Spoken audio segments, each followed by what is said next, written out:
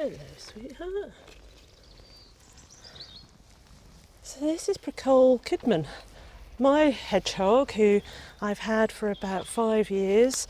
Unfortunately for her, she'd been hit by a car and as a consequence had an injury to her head that had taken an eye out, and she's also lost a leg.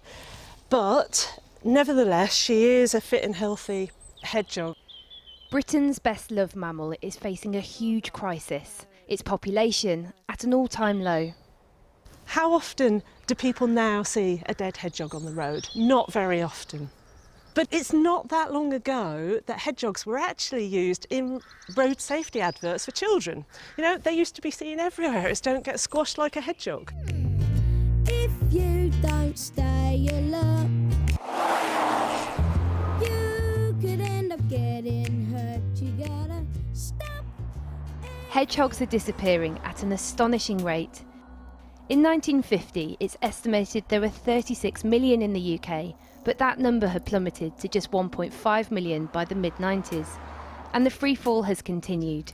There's now only thought to be 500,000 left. That's a staggering drop of almost 99%. A new report out today may explain why.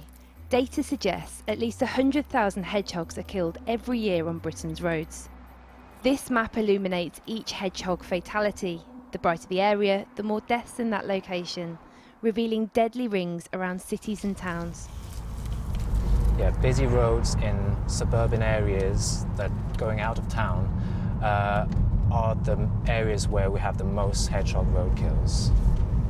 And it's only going to get worse because traffic is predicted to increase by about 50% by 2050. Mapping the roadkill has shown that the deaths are concentrated on just 1/10 of all roads.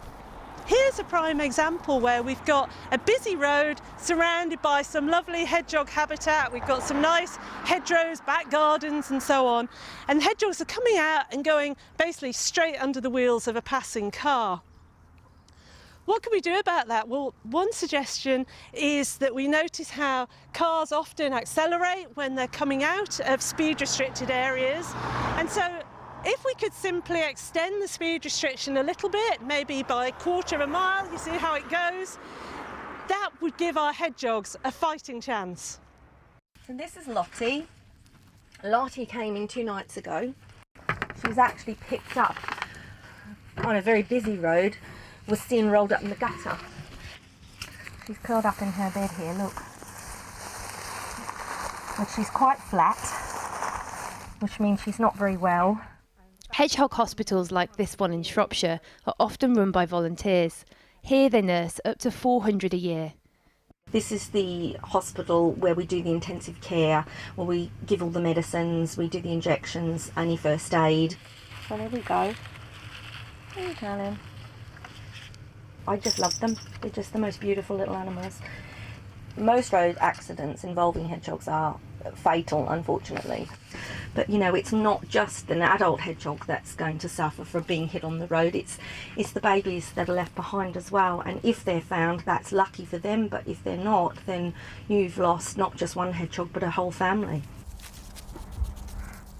The hospital is just part of Ludlow's plans to become a hedgehog-friendly town. Residents there desperately trying to slow down the decline.